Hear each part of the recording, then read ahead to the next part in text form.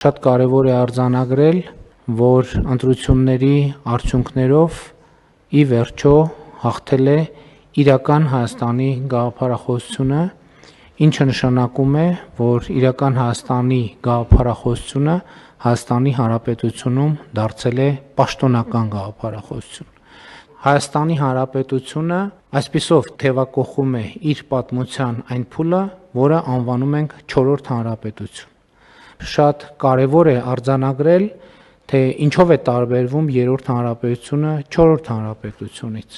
Ըստ էության երրորդ հանրապետությունը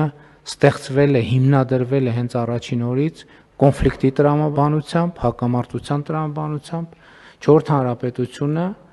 ձևավորվել է խաղաղության տրամաբանությամբ։ Երրորդ հանրապետությունը 1990 թվականին իր հռչակումով ըստ էության արձանագրել է, որ պետության նպատակը պայմանական ասած պատմական արդարության վերականգնումն է։ Այս հայեցակարգից է բխել նաև Ղարաբաղյան շարժումը, բայց նաև վերջին 8 տարվա մեր պրակտիկ գործունեության ընթացքում բացել ենք էջեր, որոնք նախկինում բացված չեն եղել երբեք, այն կանխավարկածով, որ տրամաբանությամբ այդ էջերի բովանդակություն պարզ է եւ բոլորին հայտնի է։ Մենք ասել ենք շատ լավ, պարզ է, բոլորիս հայտնի է, բայց եկեք մի հատ էլ կարդանք այդ էջերը։ Եվ այդ բովանդակության հետ գործնական առնչություններն են եւ նաեւ ժողովրդի հետ գործնական առնչություններն են, որ մեզ բերել են խաղաղության օրակարգին, որից բխում է նաեւ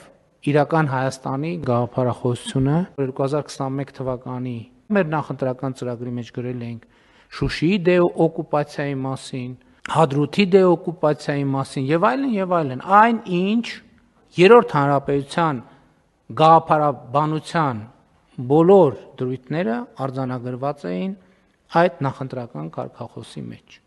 Բայց նախընտրական քարոզչության ընթացքում տեղի ունեցավ շատ էական եւ կարեւոր մի բան։ Հայաստանի Հանրապետության քաղաքացիները ամենաակտիվ ձևով այն մարդիկ մեր հանրության այն հատվածը, ում ես պայմանական կամ ոչ այդքան պայմանական ընկալում եմ որպես Հայաստանի Հանրապետության սնուցող մայրեր, նրանք մեզ եւ կոնկրետ ինձ ըստ էության պարտադրել են վերանայել այդ ամբողջ գաղափարաբանությունը եւ այդ հայացքը եւ այդ հայեցակարգը եւ արտահերթ ընտրությունների արդյունքներով ժողովրդի առաջ ստանձնած մեծագույն պարտավորությունը տարածաշրջանի եւ Հայաստանի Հանրապետության համար խաղաղ զարգացման հնարավորություն բացելն է։ Այսօրվա առանձնահատկությունը ինչ է, որ կառավարության ծրագիրը ամբողջությամբ հիմնված է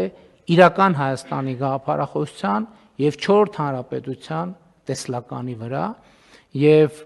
սա է այն առանցքային գաղափարաբանական փոփոխությունը